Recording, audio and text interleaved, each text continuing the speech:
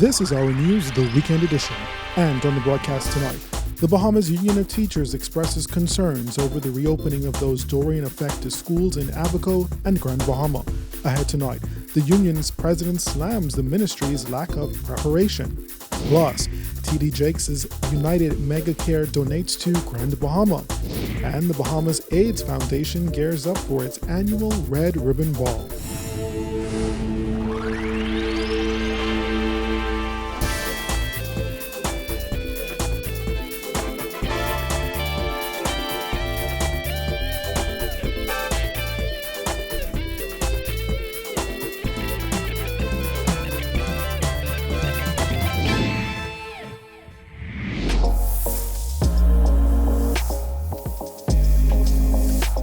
Our News is brought to you by Alive.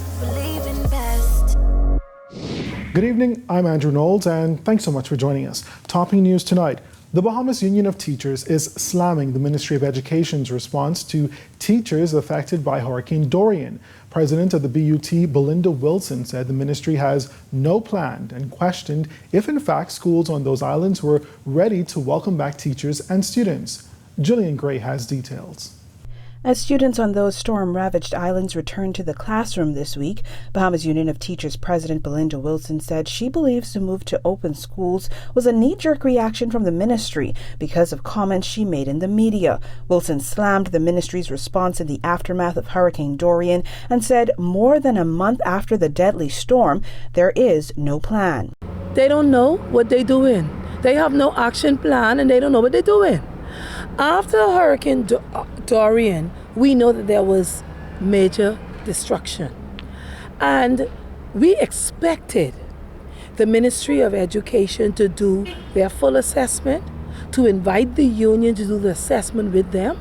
We expected the Ministry of Works and the Ministry of Education to work together, but we also expected to have a written plan as to what it is that they're going to do. Several schools on Grand Bahama and Abaco opened on Thursday. The union president said her team in Grand Bahama is doing an assessment to check the state of schools on the island. She added that questions to the ministry about the welfare of teachers and a long list of other concerns have yet to get a response. I would have written to the permanent secretary of the Ministry of Education and I posed 14 questions as to when is school going to be open? What are we going to do about supplies? What are we doing about the displaced teachers, not only in Grand Bahama and Abaco? How are we going to look at their welfare as in shelter, rent, food, clothes?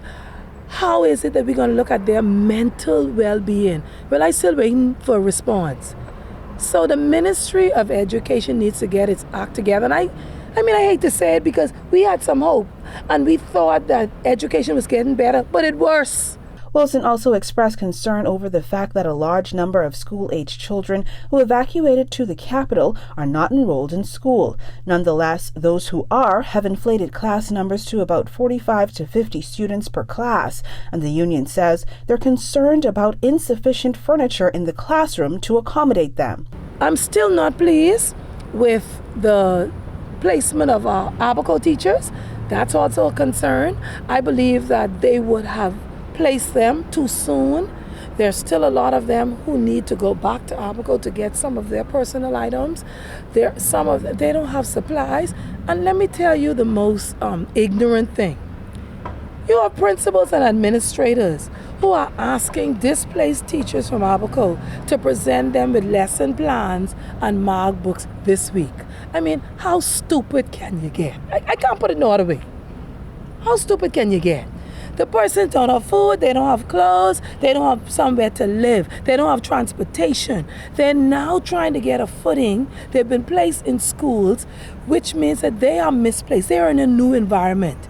Some of them have not even been welcomed. The United Teachers of Dade Association from the United States donated supplies for Grand Bahama and Abaco students and teachers, a welcomed gift, according to Wilson, who said many of them lost everything. In recent weeks, the union and the Ministry of Education have been at odds over several issues. Wilson said in the wake of Hurricane Dorian, the ministry's focus should have been on helping teachers, not criticizing the union. I know that supplies is definitely matter, because a few teachers would have touched base with me to say, hey, we don't have supplies. So I want to call upon I want to urge the acting director, go do your job. Stop watching me because I'm doing my job. Go find desks and chairs for the children. Go find registers. Go find chart papers and supplies, books and pencils. That's your job.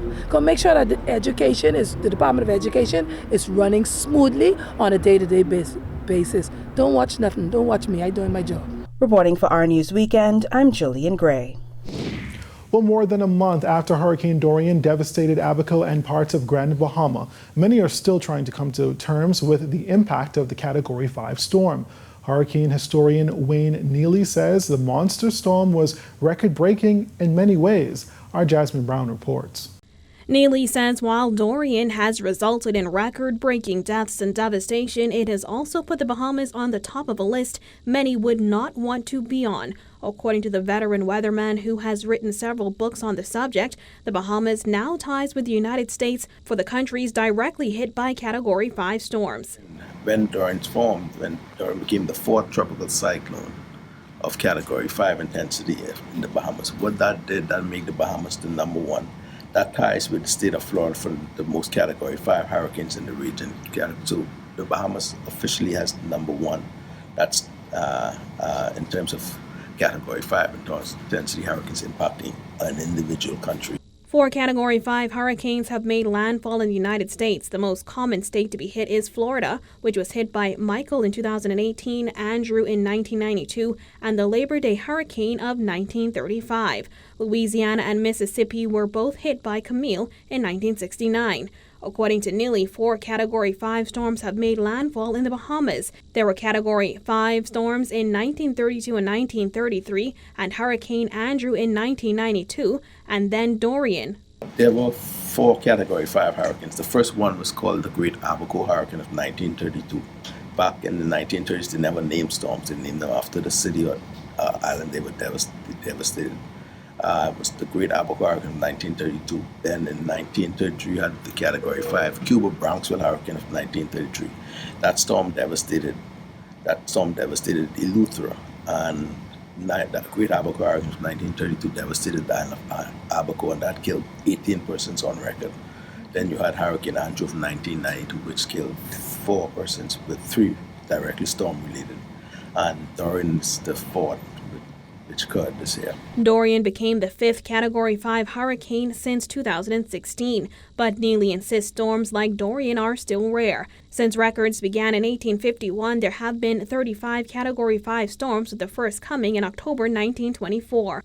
On the Saffir-Simpson scale, Category 5 is the highest classification, with winds clocking in faster than 157 miles per hour. Dorian's top wind speeds were clocked at over 200 miles per hour. Neely says despite the rarity of Category 5 storms making landfall, Dorian's devastation shows how important it is to always be prepared. I can guarantee that in the future storms, Bahamas are going to be more prepared now because they've had the experience, and especially not just Bahamas in Grand Bahama and Abaco, but throughout the Bahamas, because they've now seen what Dorian is capable of doing, and they're going to prepare more. They're going to be more vigilant in their preparations for future storms.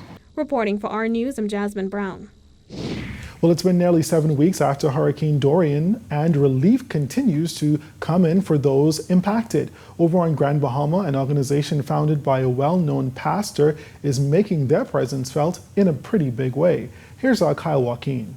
We looked at it and we assessed it. It was like there are long-term needs that we want to get behind and really help the people. And so we're looking to come back over the next few months, being here as frequent as we can. Drew Castillo is a youth pastor and part of the team from United Megacare that came in from Texas to the shores of Grand Bahama, where the offloading of a container filled with relief supplies is underway. We got a lot of the hygiene care packages right here. And of course, we got a lot of the toiletry stuff, the paper towels, toilet paper.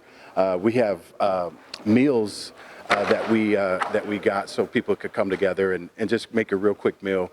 Also, we're really excited because we got a whole pallet full of Legos that we're gonna be able to give kids, give those away, and so that's pretty exciting as well. The other stuff that we have some of the walkers for some of the elderly. We have plenty of diapers to go around for days and for weeks. United Megacare is the philanthropic arm of the Potter's House, the church of world-renowned pastor Bishop T.D. Jakes. Take me up into the next realm where God can move. Since 1997, United Megacare has served vulnerable communities and the disadvantaged around the world. And after Hurricane Dorian ravaged portions of Grand Bahama and Abaco, the organization sprung into action. We're just glad that we can be a blessing that way and be able to serve the people in whichever way. A lot of hygiene products, and we're actually looking to be able to come back and make this a long-term effort. And so we're really excited about that. And we're just excited to be here. We got people here helping us, and the whole crew is excited. And so we're just as excited. In this warehouse in Grand Bahama, the team was hard at work getting their care packages together and ready for distribution throughout the island. Because we do a lot of hurricane relief, disaster relief. We dig wells in Africa. We build hospitals around the world. And so this is what we do. This is the heart of Megacare. And we're just excited that we have a chance and the opportunity with having the open door to be able to come here and be a part of this. In news from the crime beat, police are investigating a stabbing incident that occurred overnight on Friday. Police say a man was in the area of a business establishment on George Street, off Bay Street, when he was reportedly attacked by another man who stabbed him about the body with a sharp object. The man was transported to hospital, where at last report he is listed in stable condition. Meantime, another man is also in stable condition in hospital after he was reportedly shot overnight on Friday. We're told the man was sitting outside a residence in Jubilee Gardens when a gunman exited a gray vehicle and opened fire on him. Police investigations into both matters continue. Well, in other news this evening, fire and ice. That's the theme of the Bahamas AIDS Foundation's annual Red Ribbon Ball.